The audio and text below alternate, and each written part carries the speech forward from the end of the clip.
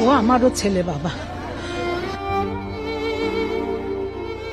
তৌকির ইসলাম সাগর বাংলাদেশ বিমান বাহিনীর এক সাহসী সৈনিক, একজন পাইলট, একজন স্বামী, একজন সন্তান, একজন স্বপ্ন দেখা তরুণ। স্বপ্ন দেখত আকাশ রক্ষা করার। একদিন সে আকাশে হারিয়ে যাবে, সে কি জানতো? তৌকির মাত্র 1 বছর হলো বিয়ে করেছিল।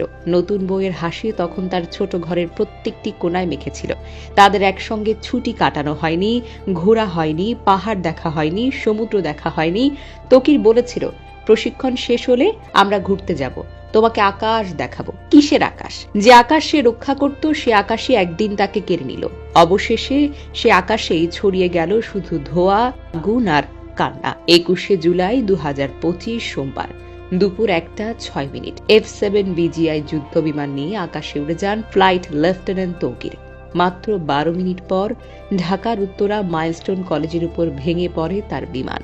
ধ্বস্ত হয় স্কুলের একটা দোতলা ভবন। শত শত শিশু বসেছিল ক্লাসে। তারা জানতো না একটা ঝাঁকুনি, একটা বিস্ফোরণ, তাদের জীবন, তাদের স্বপ্ন, তাদের শৈশব একেবারে ভেঙে পড়বে। তৌকির জানতেন, তিনি একটা বোতাম চাপলেই তো হয়, প্যারাশুট খুলে নিরাপদে বেরিয়ে আসতে পারতেন।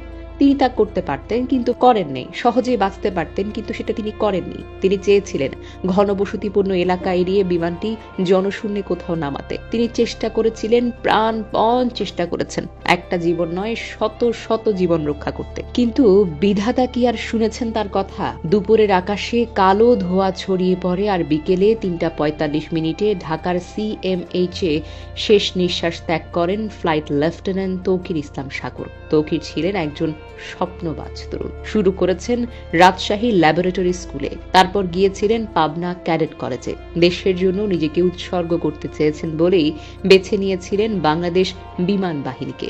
তার পরিবার রাজশাহীর সপুরায় থাকে। মা, বাবা, ভাই, বোন, বোন জামাই সবাই জানতেন সাগর আজ প্রথমবারের মতো একা প্রশিক্ষণ ফ্লাইটে যাচ্ছেন।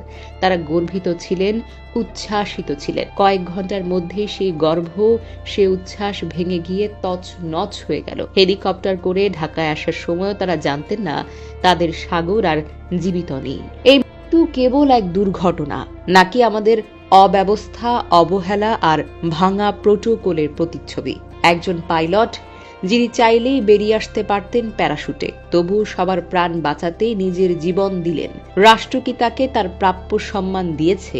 এই দায়টা কার বলুন তো? যন্ত্রপাতির রক্ষণাবেক্ষণ কি সঠিকভাবে হয়? প্রশিক্ষণের রুট কেন স্কুলের মাথার উপর দিয়ে পড়ে? কে নেবে দায়? প্রশ্ন জমে, কান্না বাড়ে, লাশ পড়ে।